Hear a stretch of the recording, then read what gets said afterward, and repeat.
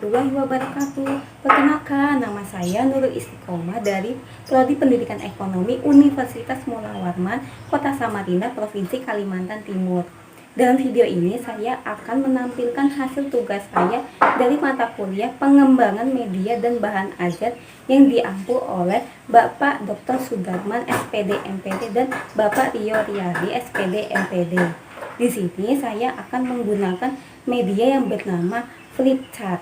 Sebelumnya saya akan menjelaskan apa sih flipchart itu.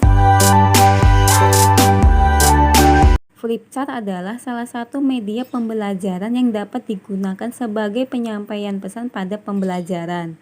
Secara umum, flipchart terbagi dalam dua sajian. Pertama, flipchart yang hanya berisi lembaran-lembaran kertas kosong yang siap diisi pesan pembelajaran. Kedua, flipchart yang berisi pesan-pesan pembelajaran yang telah disiapkan sebelumnya, yang isinya bisa berupa gambar, teks, grafik, bagan, dan lain-lain.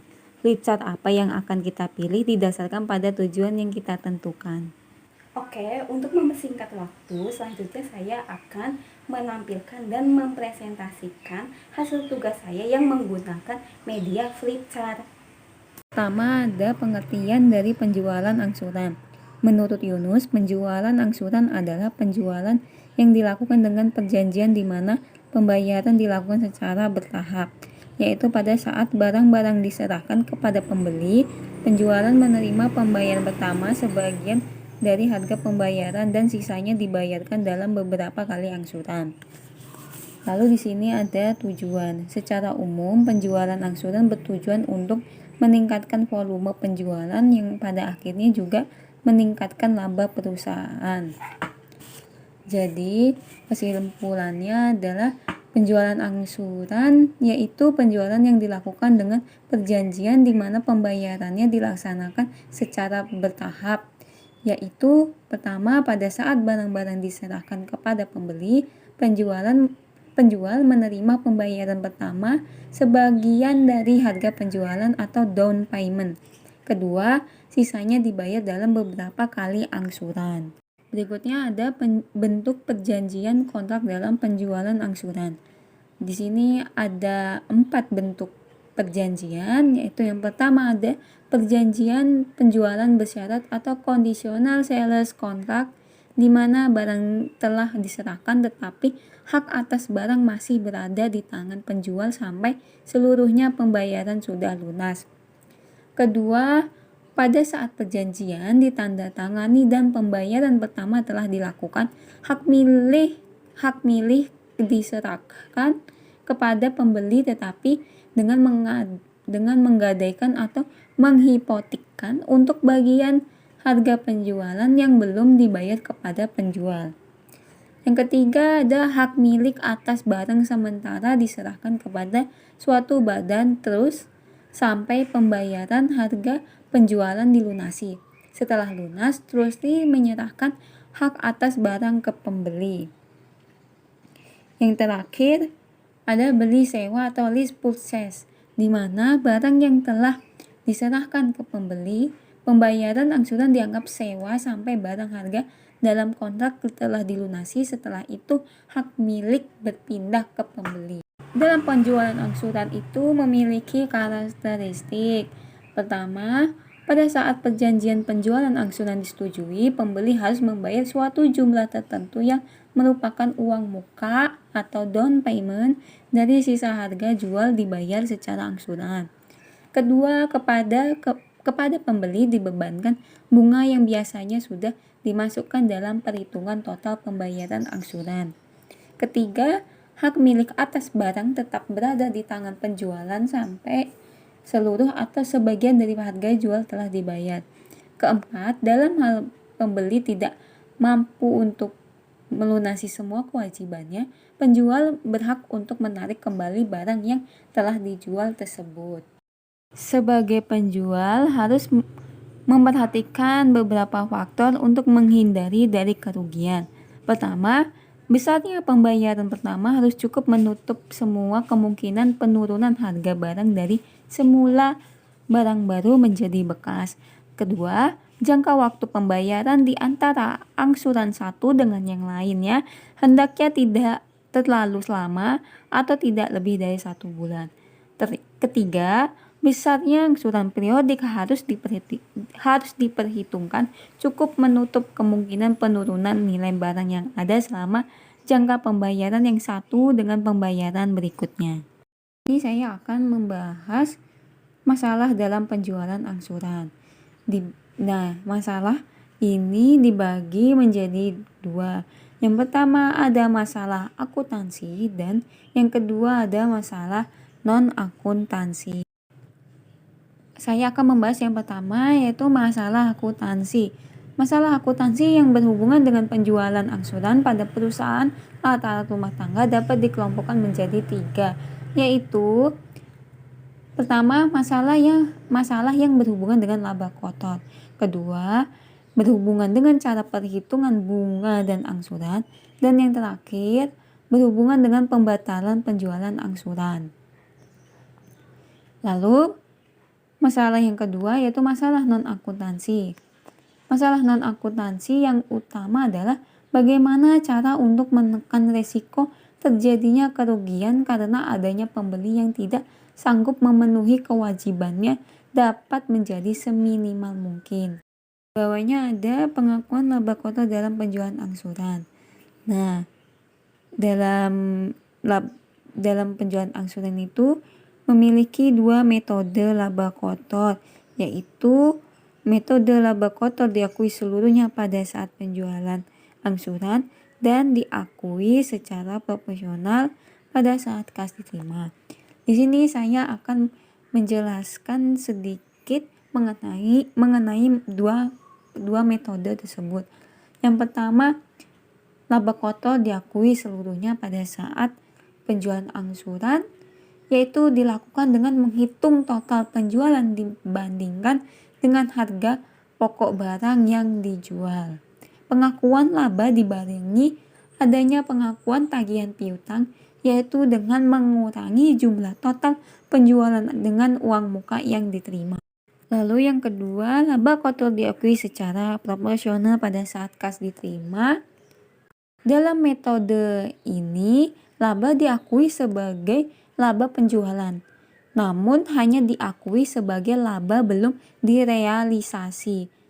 Pengakuan laba metode ini adalah pada saat penerimaan kas dari angsuran setiap akhir periode akuntansi.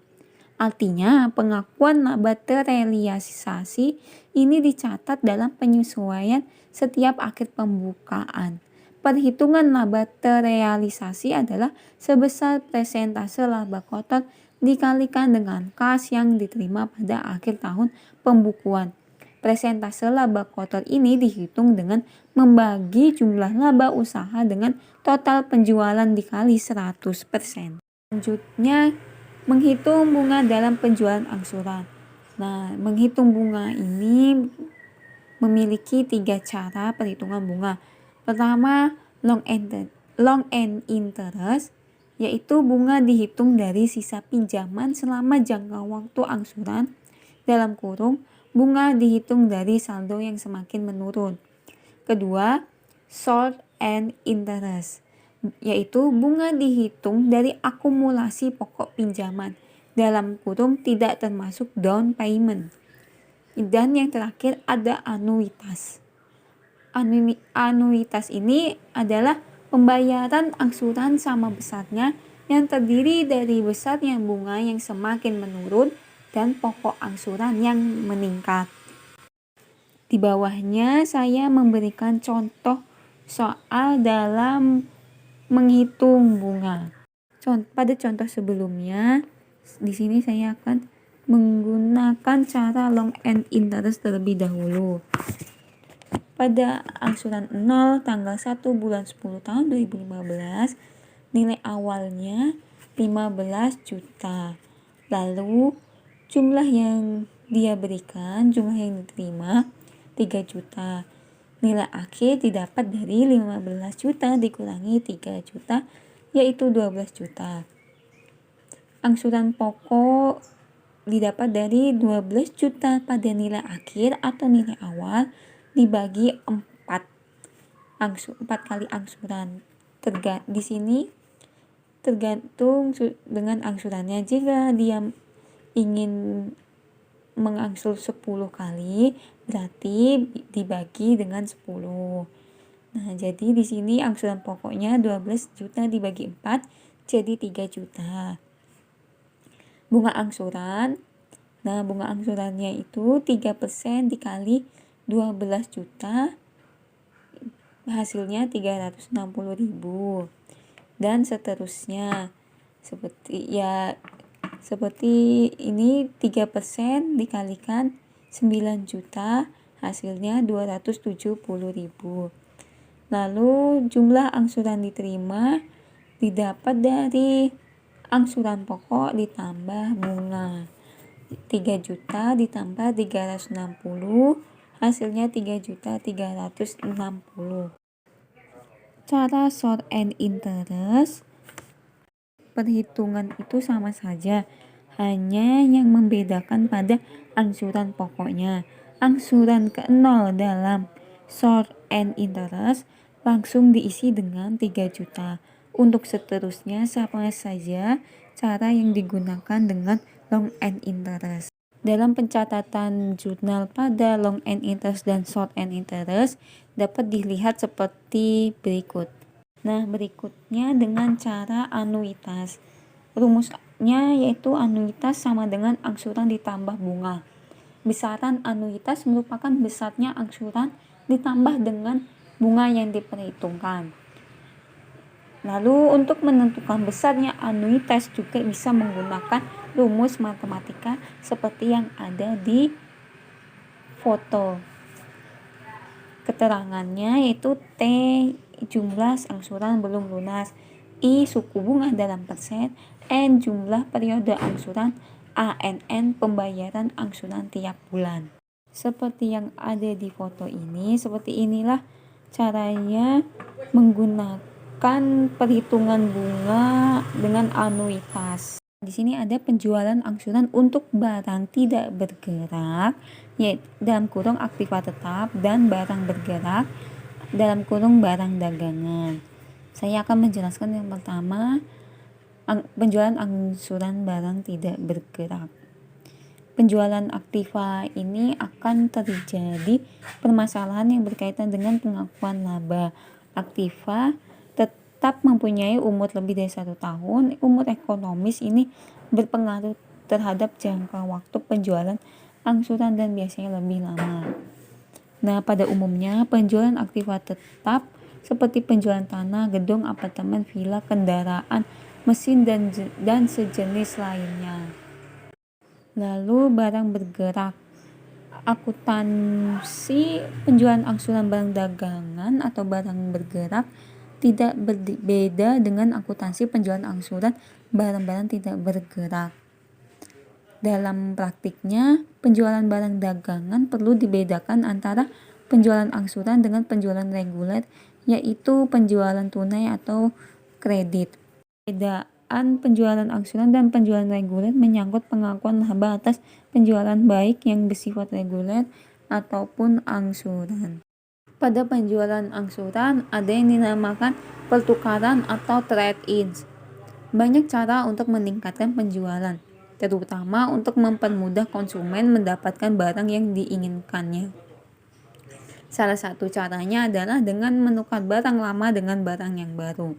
Dalam banyak kasus, barang-barang lama diterima sebagai down payment untuk mendapatkan barang yang baru. Pencatatan terhadap barang-barang yang diterima dicatat hanya sebesar harga penilaian. Jumlah harga barang yang diterima dalam tawar-menawar disebut harga pertukaran. Perbedaan jumlah estimate cost dengan harga pertukaran dicatat pada perkiraan cadangan. Perbedaan harga pertukaran atau offer allowance on installment sales trade-in. Di bawah ini saya memberikan contoh soal. Mana cara perhitungannya? Di sini saya menghitung nilai pertukaran dan cadangan perbedaan harga pertukaran. Dihitung sebagai berikut. Jumlah yang disetujui sebagai nilai trade-in yaitu 500.000, harga jual setelah perbaikan 600.000.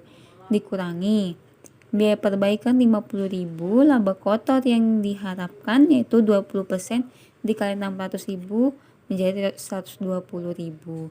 Jadi over allowance on installment trade-in-nya didapat Rp70.000. Seperti inilah pencatatan dalam jurnalnya. Nah, pada pembahasan terakhir dalam akuntansi untuk penjualan angsuran, ada yang dinamakan pembatalan kontrak. Jadi, dalam pembatalan kontrak itu banyak kejadian dalam penjualan angsuran. Pembeli melakukan uang prestasi terhadap perjanjian kontrak penjualan angsurannya. Pembeli gagal memenuhi kewajibannya, maka barang-barang yang dijual ditarik kembali. Lalu, pencatatan penarikan kembali barang tersebut mengakibatkan pertama, memiliki barang kembali. Kedua, menghapus piutang penjualan angsuran. Ketiga, menghapus laba kotor yang belum direalisasi. Dan yang terakhir, mencatat keuntungan atau kerugian atas kepemilikan kembali barang tersebut.